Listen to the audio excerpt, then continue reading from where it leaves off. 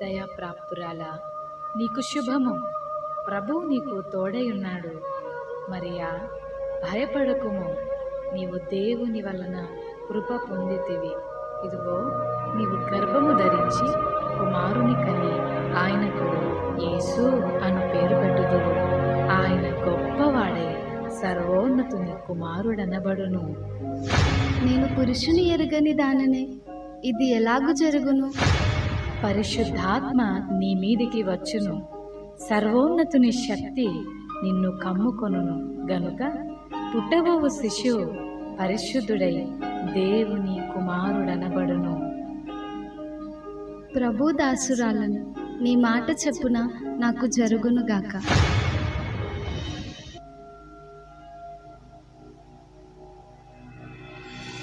ఆమె భర్త అయిన యోసేపు నీతిమంతుడై ఉండి ఆమెను అవమానపరచనొల్లక రహస్యముగా ఆమెను విడనాడనుద్దేశించింది. అతడు ఈ సంగతులను గూర్చి ఆలోచన చేయుచుండగా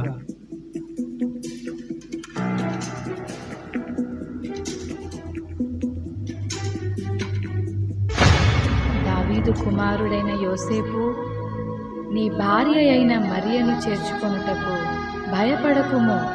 ఆమె గర్భము ధరించినది పరిశుద్ధాత్మ వలన కలిగినది. ఆమె ఒక కుమారుని కనును.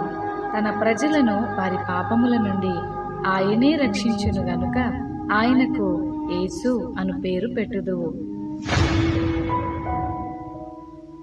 యోసేపు నిద్ర మేలుకొని ప్రభువు దూత తనకు ఆజ్ఞాపించిన ప్రకారం చేసి తన భార్యను చేర్చుకొనెను.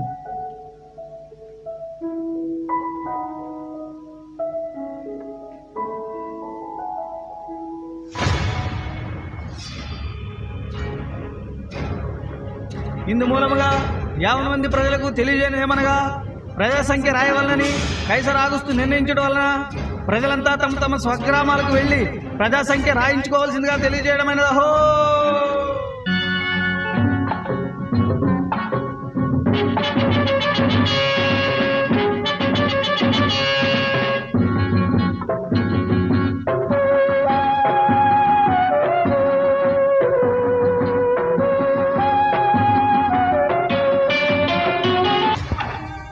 అమ్మా, నా భార్య నిండు చూడదు. మీ ఇంట్లో కొంచెం స్థలం ఇస్తారా? క్షమించండి అయ్యా, మేమే చాలా మంది ఉన్నాం. మా ఇంట్లో మీకు స్థలం లేదు.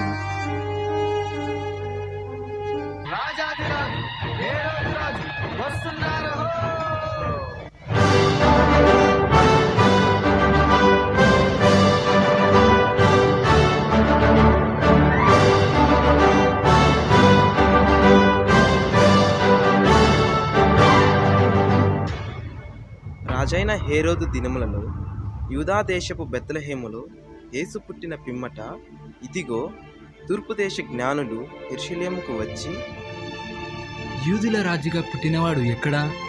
తూర్పు దిక్కున మేము ఆయన నక్షత్రమును చూచి ఆయనను పూజింప వచ్చితిమి. చిత్తం మహాప్రభు. క్రీస్తు ఎక్కడ పుట్టును?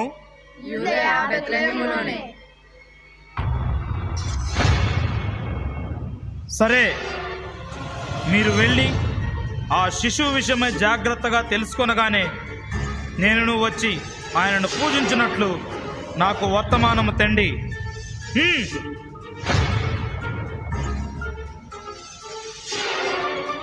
నేను ఓటము ఎరుగని హేరోదు రాజును మరి ఒక రాజును పూజించటమా?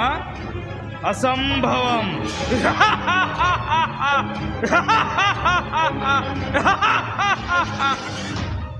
ఆ దేశంలో కొందరు గొర్రెల కాపరులు పొలంలో ఉండి రాత్రి వేళ తమ మందను కాచుకొనిచుండగా,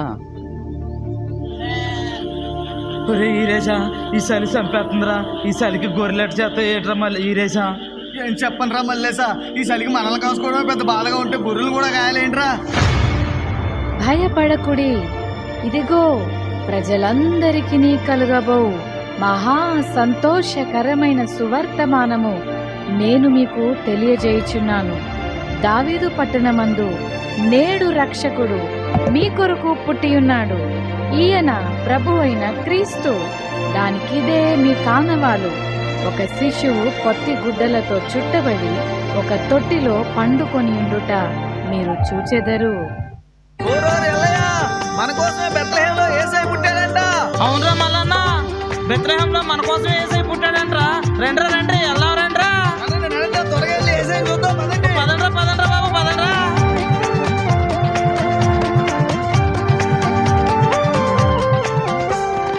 శ్రీయేసు పుట్టిండు పండుగ సిద్ధము ఓరన్నా ఓరన్నా, రారాజు జన్మించిండు ఆడి పాడుదమోయక్క మోయక్క, బంగారు వన్నెలోడు బలవంతుడోరన్నా, సిన్నవుల సిన్నోడు శక్తివంతుడే ఓయక్క, బంగారు వన్నెలోడు బలవంతుడోరన్నా, సిన్నవుల సిన్నోడు శక్తివంతుడే ఓయక్క, ఉత్సాహముల్లాసమానందమే యేసయ్య పుట్టినాడు సంతోషమే, ఉత్సాహముల్లాసమానందమే యేసయ్య పుట్టినాడు సంతోషమే. వీళ్ళంతా ఎక్కడికి వెళ్తున్నారు? అదే నాన్న, బెత్లెహేంలో మన రక్షకుడైన యేసయ్య పుట్టాడంట. అమ్మా అమ్మా, ఆ యేసయ్య నాకు కూడా చూపించవా? తప్పకుండా చూపిస్తాను, పద వెళ్దాము.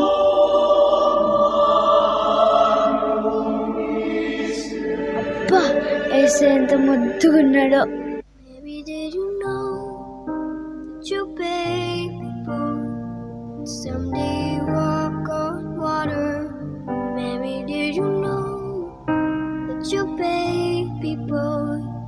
Save our sons and daughters. Did you know that your baby boy is come to make you new?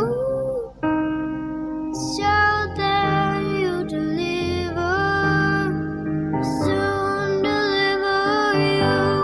చూశారు కదా మిత్రులారా, చీకటి లోకంలో పాపమనే బంధకాలతో అపవాది చేతుల్లో బందీలుగా ఉన్న ప్రతి మానవుని రక్షించుటకు దేవాతి దేవుడు ఈ లోకానికి ఎన్నో గ్రహాలు, ఖండాలు, దేశాలు దాటుకుంటూ పాపంలో కూరుకుపోయిన నిన్ను రక్షించడానికి తన ఏకైక ప్రియ కుమారుడైన యేసయ్యను మానవునిగా ఈ భూమిపై నీ కొరకు పంపాడు.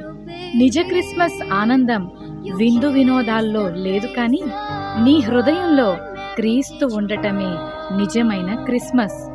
ఈ నిజ క్రిస్మస్